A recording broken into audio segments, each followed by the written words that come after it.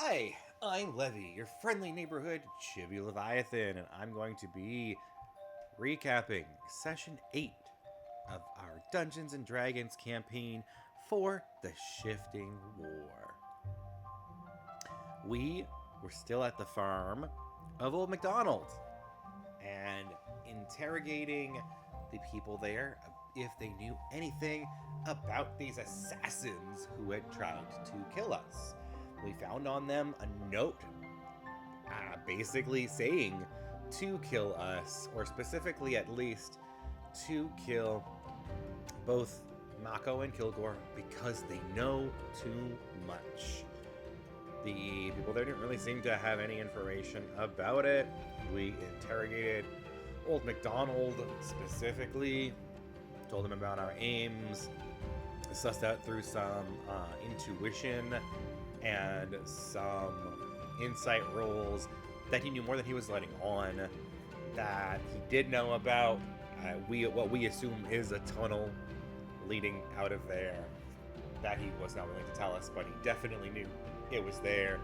We found out that he, in fact, is the scarred man, Thomas DeFame, and we offered to take him in peacefully so that his family would not be in any trouble, so that we would not cause any more of a ruckus, and also offered our best effort at making sure that he gets out of this situation alive, because we believe that there is some corruption with the mayor, and any information that he has that can help us lead to overturning that regime and freeing him, we are happy to help with.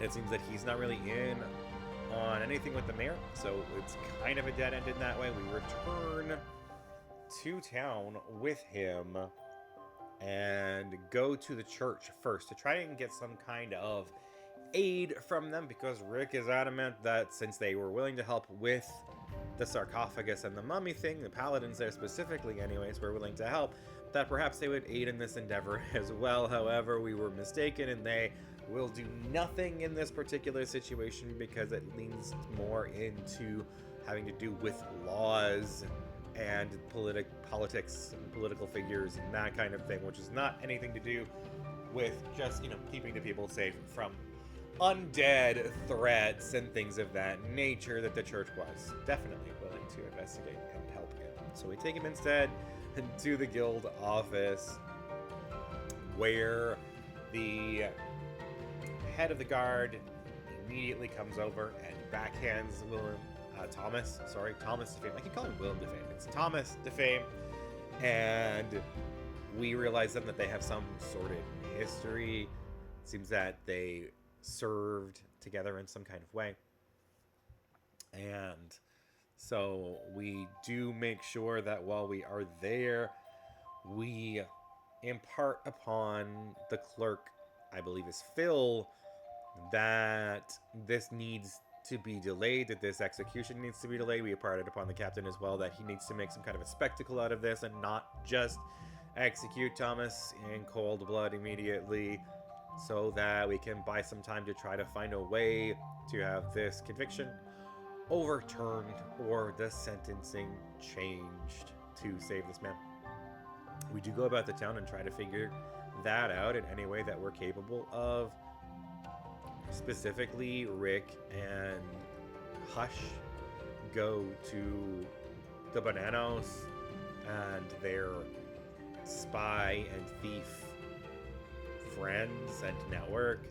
We ask them if they have any additional information about the mayor already. We hire one of them to go and sneak into the mayor's place and steal things. It seems that their plan was mostly that they were just going to kill the mayor in cold blood, which would not have helped Thomas in any way, shape, or form. It would have probably still gotten him killed.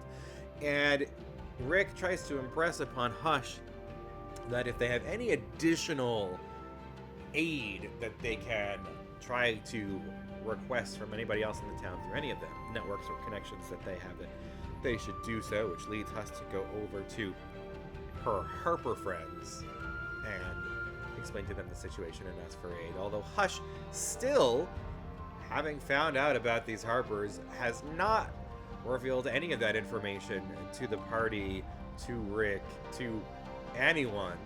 And so this sort of help and information is not available to anyone outside of Hush at this point. I'm hoping that perhaps Hush will either tell us, or perhaps the Harpers will simply come to the group and tell us, since Hush is unwilling to. The Harpers themselves should be more than willing to tell us that since we are trying to help Defame, that they are on our side and would like to help us. They would more likely be willing to give us information and work with us than Hush is willing to kind of do for, bringing us together.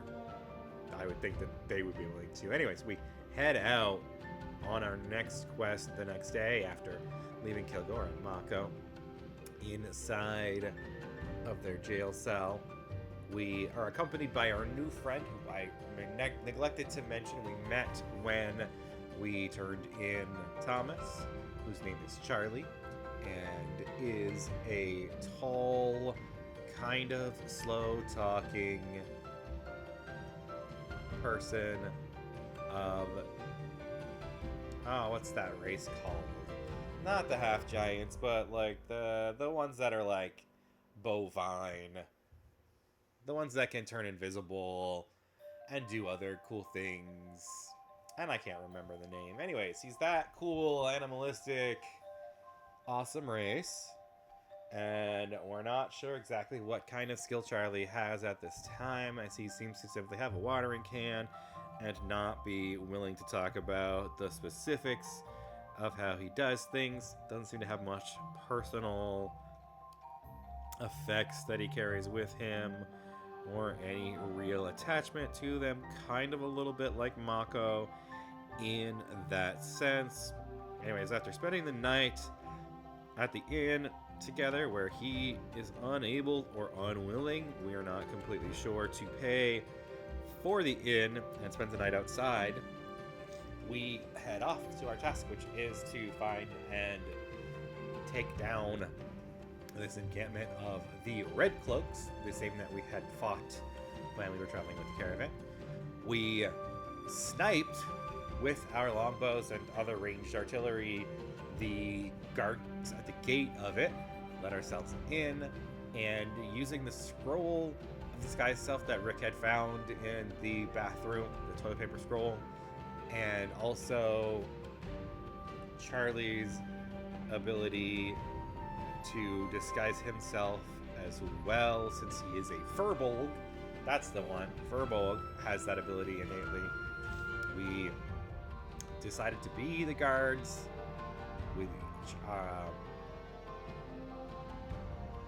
We snuck in past the murder holes, convinced the people there that we were those guards, that we were bringing the other three as new recruits.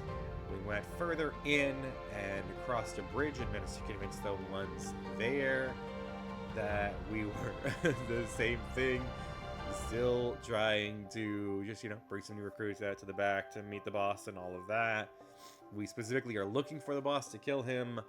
And it wasn't until we were past the second set of guards and trying to go through like kind of a mess hall-like area with the third set that they sussed out that we were in fact smelling very odd for their friends. I believe many of them were bugbears and had enhanced senses of smell.